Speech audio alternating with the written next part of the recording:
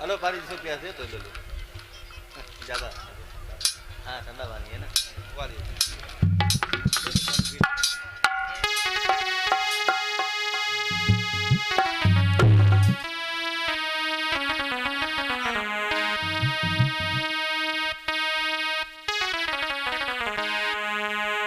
बंधो एक पंत जी एक आलस के ऊपर एक बहुत ही सुंदर छोटा सा चुटकुला है, सुनिएगा।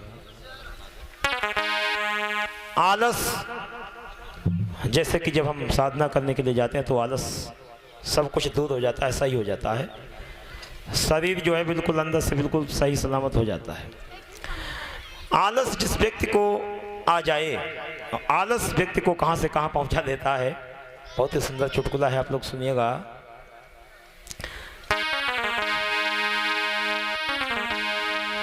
आलस जिस व्यक्ति के अंदर आता है उस व्यक्ति का पतन होना तय है, क्योंकि वह काम नहीं कर पाता है। और आलस ऐसी बीमारी है, किस बीमारी का इलाज मुश्किल ही है जो मिल जाए। लेकिन व्यक्ति यदि अपने मन को संभाल ले, मजबूत कर ले, तो आलस खत्म हो सकता है। लेकिन आलस तो आलस है, आता ही आता रहता है।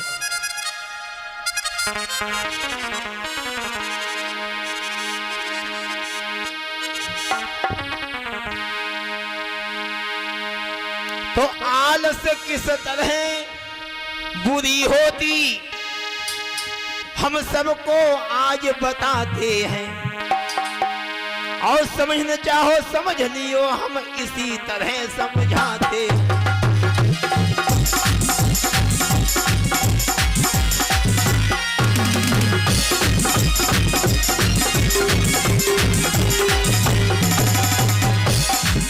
ना सुखी रहे वो जीवन में जो ज्यादा आलस करते हैं, पैदा करके ना खाए सके सारे जीवन भर को रोते हैं।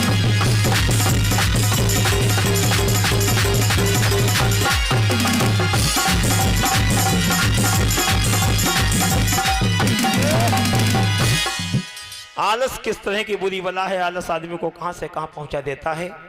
मेरा मतलब यह है कि किसी गांव में एक कथा हो रही थी, बात यहाँ की नहीं, बात अंत कहीं की है बंधुओं, क्योंकि हमारी कथा में तो वैसे वो भीड़ लगती है। बंधुओं बुराई नहीं कर रहे हैं, लेकिन मैंने देखा बड़े बड़े कथावाचक आते हैं, भागवताचार्य, तो बस देखा कि पता लगा वो बहुत प्रयास करने के बाद में पता लगा उनकी संख्या कम ही होती है। और संख्या अगर वो भी टाइम पास करने के लिए और आते हैं, लेकिन नींद आ जाती है। बंधु होता क्या है, एक गांव में एक कथा चल रही थी, तो कहां से कहां पहुंचा देता है आलस। तो किसी गांव में एक कथा चल रही थी, और उस गांव में सेठ जी थे, सेठ जी, और सेठानी जी जो थी, उनकी सेठानी धर्मपत्नी, वो रोज कथा सुनने को जाओ करती थी। तो सेठ जी जो थे वो घरे में सोच रहे थे। हुआ ऐसा एक दिन कि सेठानी ने कही, क्या बोली कि तुम घर में ही सोते रहते हो, अरे तुम्हें नहीं मालूम वहां कथा हो रही है, भजन कीर्तन हो रहे हैं, और वहां बाद में अमृत बटते है, अमृत, और तुम घर में सोते रहते हो, कचना है तो कम से कम अमृत ही ले आइयो। तो सेठानी कहाँ लगी, कहा बोली,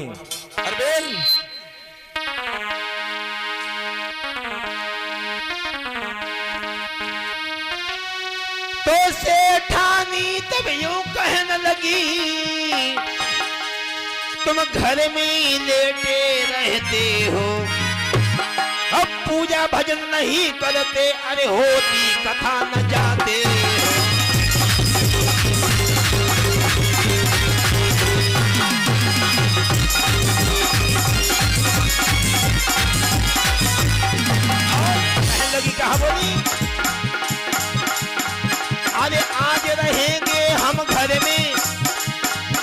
कथा सुनन को जइयो तुम हरि चरणामृत पद साध मिले वो अमृत पी के आइयो तुम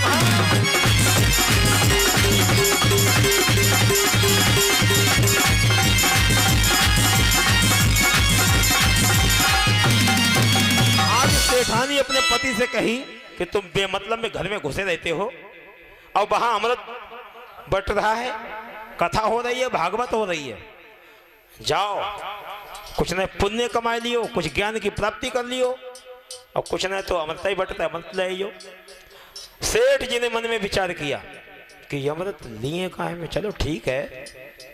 सेठानी कहने लगी आज हम घर में रहेंगे, तुमको जाना पड़ेगा। अब सेठ जी मन में विचार कर रहे हैं कि चलो ठीक है भैया, ज्यादा सेठानी कह रही है, मामला पूजा पाठ हुआ है, भगवान की बात आ रही है तो मना भी नहीं किया जा सकता है। बिल्कुल सेठ जी सोचने लगे चलो भाई चलते हैं, धर्म पत्नी का कहना मानते हुए चल दिए।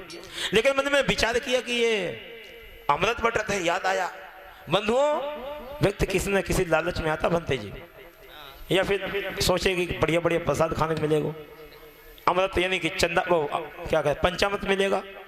तो बंधुओं सेठ जी सोचने लगे कि अमृत बटे तो अमृत लाएंगे किसमें, तो अमृत पिए किसमें, लाएंगे किसमें। तो क्या हुआ, रसोईया घर में गए, रसोई में गए और कंडिया रखी तो खड़बड़ाई, तो एक बड़ो से कटोरा ले लो कि इसमें भला हो जाएगा। तो सेठ जी है ना, कम तो पीना नहीं जानते, ज्यादा ज्यादा पीना जानते हैं, तो एक कटोरा हाथ में लेकर के चल दिए। लेकिन सेठ जी इतने आलसी थे कि उनका मन जो था वो कथा में नहीं लगा। तो सेठ एक जब कथा में नहीं लगा तो सेठ एक दीवाल जो दीवाल जो है थी उसके धोख लगा करके बैठ गए। और क्या हुआ,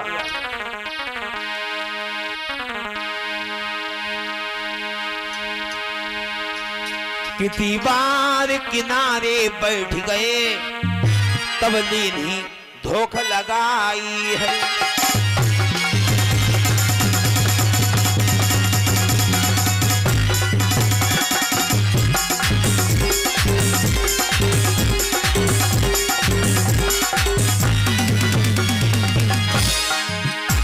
दीवार किनारे बैठ गए,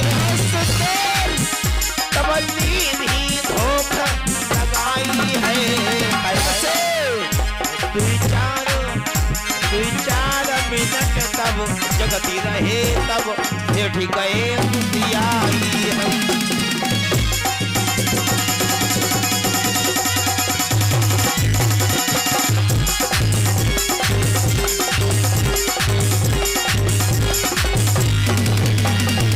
अब सेठ जी सो गए और जो कटोरा लाए तो क्या हुआ, उसका क्या हुआ गुरुदेव?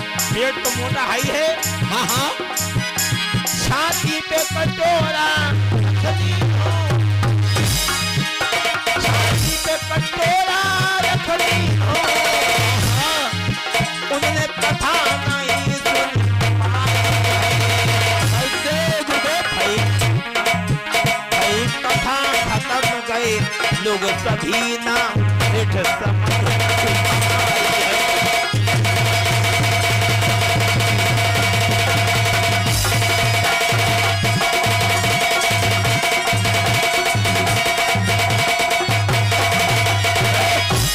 आज सेठ जी ने एक कथा का शब्द नहीं सुन पाया और दीवार के किनारे बैठे बैठे धोख लगा ली।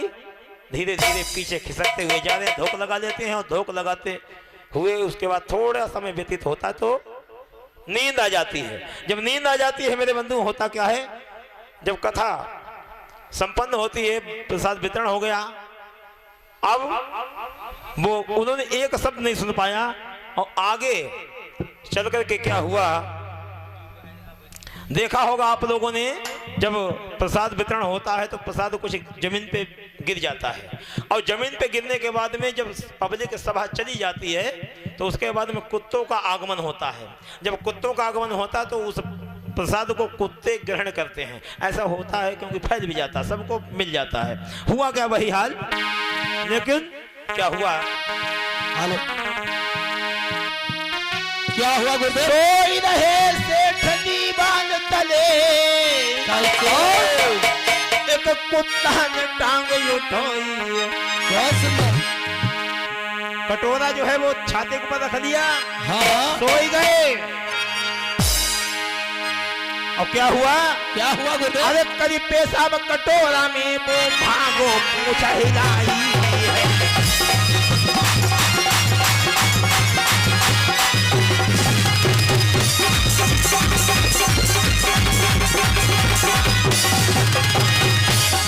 आज कटोरा में जब कुत्ता पेशाब करके भागा तो सेठ जी जगे तो देखा, अरे मन में विचार किया, अरे गांव के लोग कितने बढ़िया हैं, हम सोता ही रहे हो, हमको अमृत मिल गया, हम सोते रहे हो, कितने बढ़िया लोग हैं। बारे बात सेठ ने सही कही थी। और आगे क्या हुआ? दोनों हाथन से पकड़ लियो, झट मुंह से लियो लगाई है। दो चार घूंट तब पी डाले, तब बात घूंट ही आई है।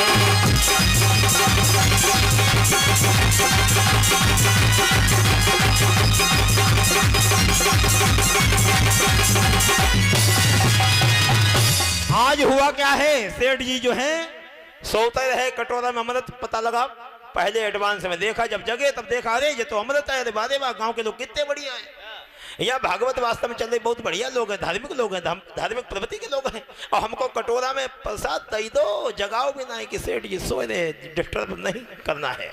अब भैया उन्होंने सोचा, मन में विचार आया, क्यों ना इस कटोरे, अरे सेठानी तो रोज ही पीती हुई है, और हम पीने तो क्या दिक्कत मेरे बंधु। होता क्या है, दो चार दोनों हाथों से कटोरा उठाओ, सीधे मुंह में अड़ाओ, और जो दो चार घूंट गए तो सोचने लगे, अरे जी का चक्कर है। अब भैया मारे क्रोध के मारे आग बबूला, सेठ जी का गुस्सा जो है, अब भैया कुछ कहा नहीं जा सकता, एकदम से भागे अपने घर की तरफ। क्या हुआ? अरे सेठानी से बोल पड़े, तेरे मन की हमने जान गई, अमृत कह के तू विष प्यावे, भागन के तू ने भाग गई।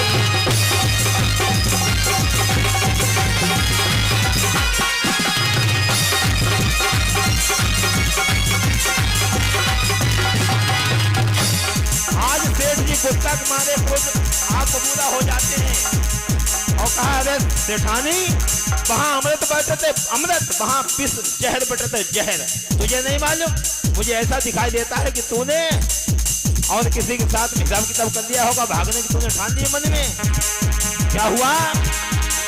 इसलिए विनय है बार बार, मत तुम ऐसा आलस की जो तो मैं नहीं चाहता हूँ अमृत के बदले में पेशाब।